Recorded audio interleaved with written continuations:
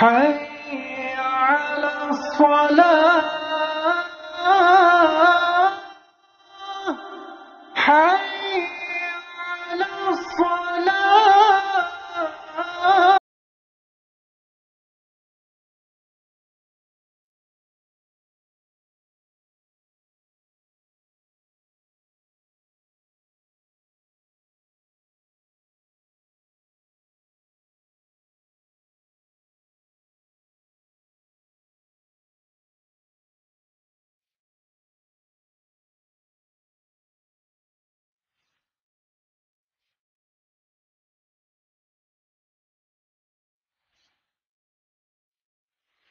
نحمده ونصلي ونسلم على رسوله الكريم اما بعد فاعوذ باللہ من الشیطان الرجیم بسم اللہ الرحمن الرحیم. نماز ہماری کس طرح ضائع ہوتی ہے؟ اس کی بھی بہت سی صورتیں ہیں ضائع ہونے کی.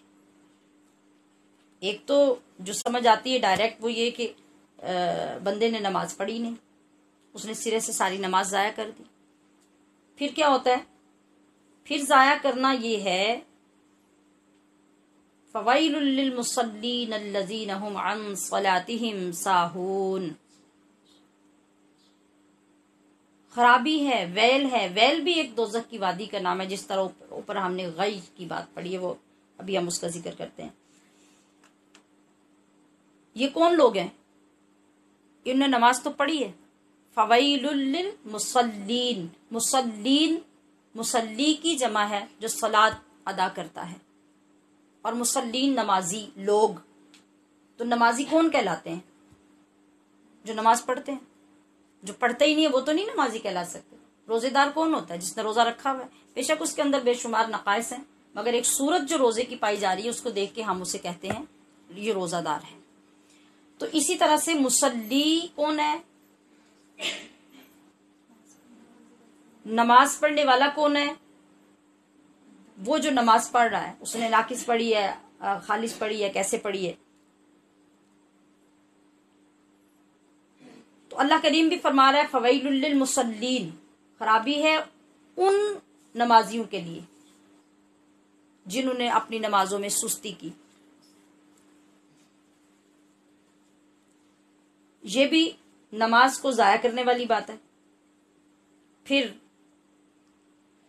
نماز کے ارکان جنہوں نے غلط کیے، جس کا میں نے کل بھی تذکرہ کیا تھا، یعنی قیام، سجدہ، رکوع، یہ سب چیزیں ٹھیک ادا نہیں کی، یا نماز کے الفاظ درست نہیں پڑے. تو آواز بند کروائیے پنکھے کی باہر سے.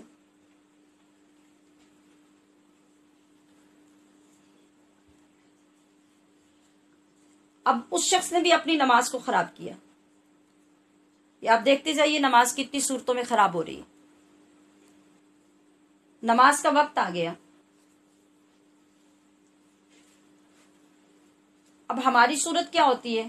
بالخصوص نوجوان بچے ہوں یا بچیاں ہوں، ان کی جو ترجیحات ہوتی ہیں، اور آج کل خاص طور پہ جو انوالومنٹس ہوتی ہیں مختلف فضول کاموں میں، ان میں سب سے بڑی انوالومنٹ جو ہوتی ہے وہ ہماری نیٹ کے ساتھ، موبائل کے ساتھ، لیپ ٹاپ کے ساتھ، اور جو بھی ایسی ڈیوائسز ہیں ان کے ساتھ. ہو کیا رہا ہوتا ہے؟ آپ کی نماز کا وقت شروع ہو گیا ہے، آپ کی والدہ آپ کو آوازیں دے رہی ہیں، والد آپ کو آوازیں دے رہے ہیں کہ آپ نماز پڑھیں. آپ ٹال مٹول کرتے رہتے ہیں. ابھی وقت ہے، ابھی میں پڑھ لیتی ہوں، ابھی پڑھ لیتی ہوں، ابھی پڑھ لیتی ہوں. یہ کیا ہو رہا ہے؟ یہ نماز کے اندر سستی ہو رہی ہے.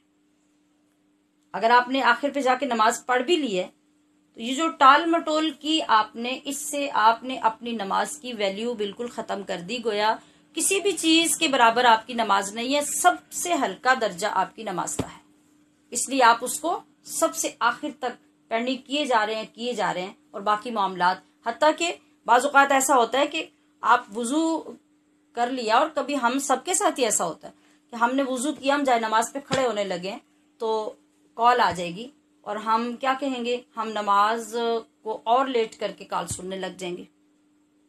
یہ ایک وہ ہمارے نفس اور شیطان کی چال ہے جو ہمیں سمجھ ہی نہیں آتی.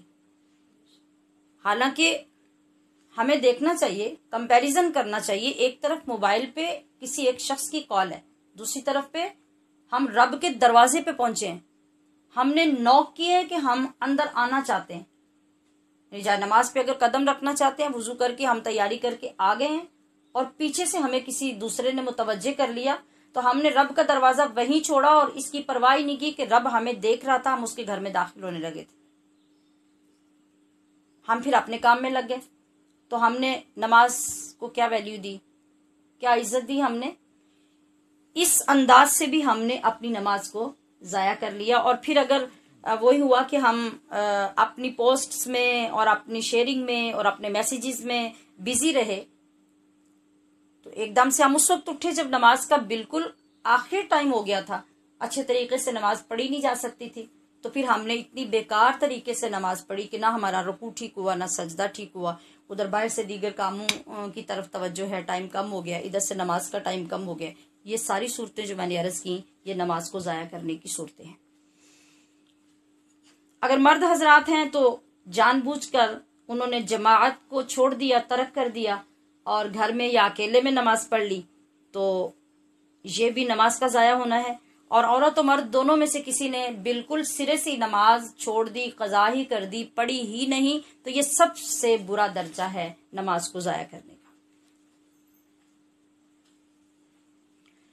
تو حضرت عبداللہ بن عمر بن عاص روایت کرتے ہیں، آپ فرماتے ہیں کہ من حافظ علیہا کانت لہ نورا و برہانا و نجاہ یوم القیامہ، جس شخص نے اپنی نماز کی حفاظت کر لی۔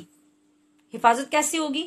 یہ جو اوپر میں نے معروضات پیش کی ہیں ان کے اگینسٹ، یعنی جتنی ہم نے چیزیں نظر انداز کی ہیں ان کا اہتمام کرنا، یہ نماز کی حفاظت ہے۔ جب ہم نے یہ کی تو آقا صلی اللہ تعالی علیہ وسلم کا ارشاد جو مشکات میں طبرانی شریف میں موجود ہے، آپ نے فرمایا کہ وہ نماز جس کی بندے نے حفاظت کر لی، وہ قیامت کے دن اس کے لیے نور ہوگی، وہ دلیل ہوگی اور وہ نجات کا باعث ہوگی۔ یہ چیزیں ہم نے کل کی گفتگو میں بھی تقریباً پڑھی تھی۔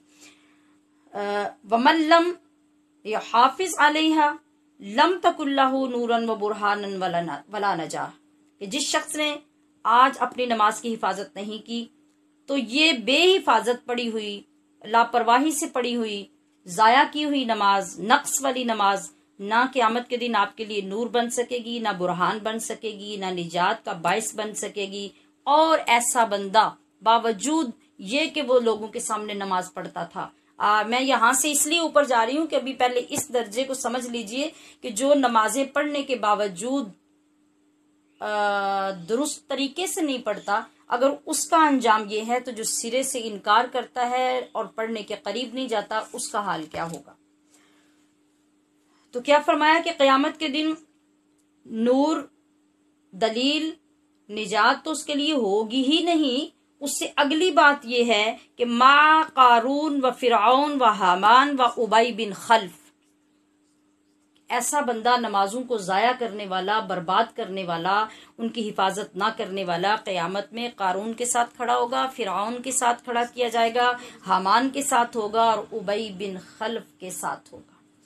یہی وہ لوگ تھے جنہوں نے نمازوں کو برباد کیا، اور یہ اس معاملے میں یہ نشان بن گئے اس اپنے برے کام کے اندر، دولت کی وجہ سے، غرور کی وجہ سے، بادشاہت کی وجہ سے اور اپنی خدائی دعوے کی وجہ سے، تکبر کی وجہ سے، یہ وہ لوگ تھے جنہوں نے اللہ کی نافرمانی کی۔ تو اللہ پاک پھر بے نمازی کو جو اللہ کی نافرمانی کرے گا، پھر ان کی صف میں جا کے کھڑا کروا دے۔